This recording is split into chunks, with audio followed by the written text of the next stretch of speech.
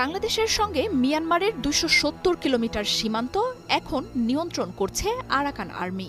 বিদ্রোহী এই গোষ্ঠী এবং বাংলাদেশের মধ্যে সংঘাতের আবহ তৈরি করে ভারতীয় সংবাদ মাধ্যমগুলো নানা ধরনের তথ্য জানাচ্ছে। নাফ নদীতে নৌ চলাচল বন্ধ সহ টেকনাফ জুড়ে থমথমে পরিস্থিতি এই হাওয়ায় আরও জোর বাতাস দিচ্ছে।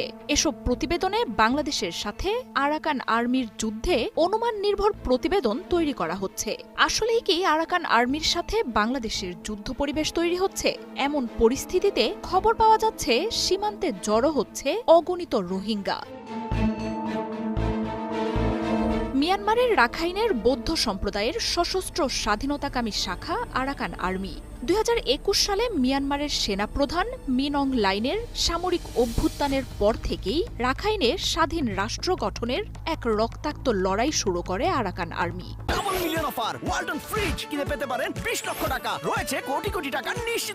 সশস্ত্র এই গোষ্ঠীটির বিরুদ্ধে লড়তে রোহিঙ্গাদের ব্যবহার করে সরকারি বাহিনী। তবে সরকারি বাহিনীর পতনে এবার অঞ্চলটিতে থাকা আরও ৬ লাখের বেশি রোহিঙ্গা রয়েছে নিধনের শঙ্কায়। আরাকান আর্মির নিপীড়নে এরই মধ্যে বাংলাদেশের সীমান্তে জড়ো হয়েছেন ৫০,০০০-এর বেশি রোহিঙ্গা।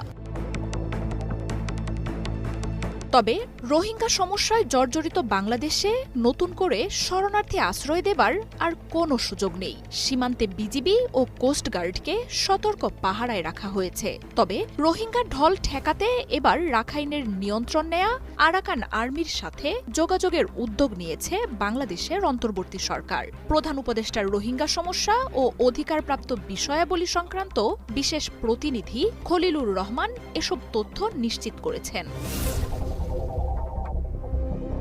নতুন করে যেন রাখাইনে থাকা রোহিঙ্গাদের বাংলাদেশের দিকে ঠেলে দেয়া না হয় সেজন্য সরকারের উচ্চ পর্যায় থেকে তৎপরতা শুরু হয়েছে। এছাড়াও আন্তর্জাতিক চাপও জোরালো করছে সরকার। রোহিঙ্গা সমস্যার টেকসই সমাধানে কাতারে একটি আন্তর্জাতিক সম্মেলন করার চেষ্টা চলছে বলেও জানান তিনি।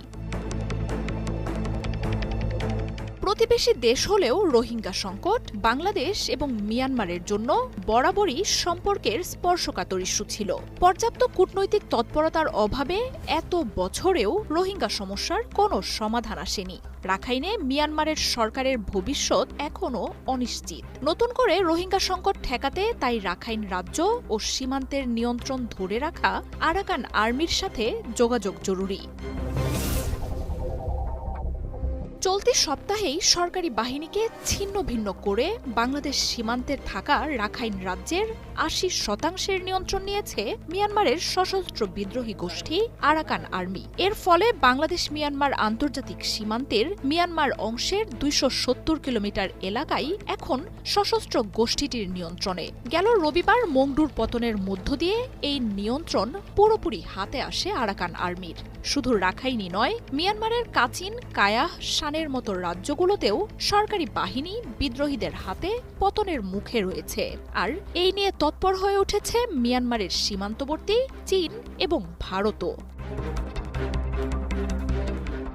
মার্জিয়া উপমা, একাত্তর।